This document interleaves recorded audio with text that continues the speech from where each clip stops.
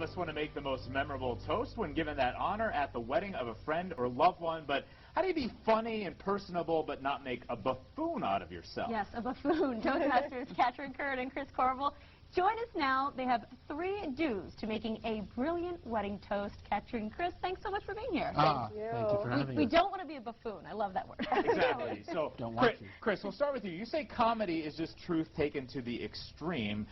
Explain that. You're going to use The Hangover 2 to help us with that. I mean, there's a scene with Zach Galifianakis, and he's just saying, you know, nobody knows Stu like I do. Nobody. And that's a pretty crazy scene, I admit, but if you've seen any Best Man toast, it's not too far from reality. All right, so let's take a listen to the clip. This is from The Hangover 2. None of you know Stu like I do.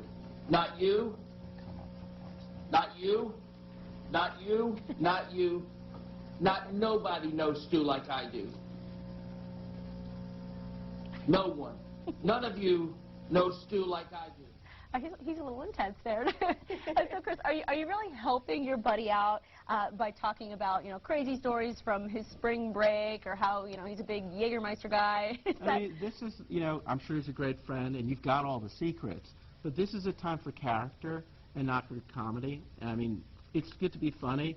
Focus, though, on sometime he had your back, or he did something really great for you. Because at the end of the day, what we really need to know is that he's going to be a worthy husband.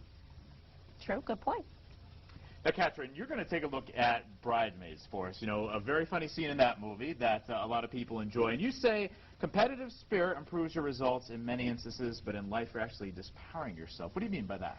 Well, what can happen is, you know, that competitive spirit when it comes to friendship and wedding toasts is maybe not the right place to be coming from, because you know, you want to bring the things that only you can bring to a wedding toast. And when you're starting off by comparing yourself to what someone else might do, you might overlook your specialness. Right. So we'll take a listen to the Bridesmaids clips first, and then we'll do a little comparison. All right.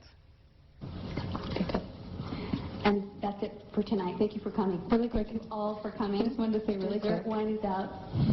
Consuelo, really quick. Speaking of Consuelo, Lillian and I took Spanish together.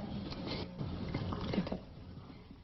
All right, so Katrin, you say, yeah, maybe there's somebody in the bridal party who's probably the better public speaker, but the maid of honor, that's the one the bride chose, right? That's the one who can stick to it. It's not up to you to be the best public speaker at the whole wedding. It's up to you to be the best you at the wedding. And you can't do that if you're just, you know, thinking like, I'm going to outdo what this other person's doing. You have been asked because of your special role in the bride's life, or maybe even the bride and groom's life. And so they want to hear you coming from that place. And you've got to stay centered. So if you're being tempted to be pulled down that path of outdoing someone, resist and stay true to yourself. And Chris, it's so easy to take a look at these most memorable toasts or movies and say, I've got to do this, I've got to top that.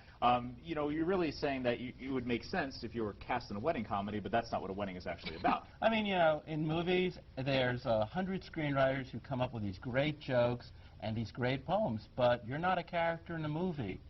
Yeah, we say, instead of trying to imitate a film, take your inspiration from moments that the person you're toasting has made you laugh, or they've moved you, and if you stay with those stories, not only are they going to be genuinely funny and moving, they're also going to be a lot more pertinent to the other people who are there listening.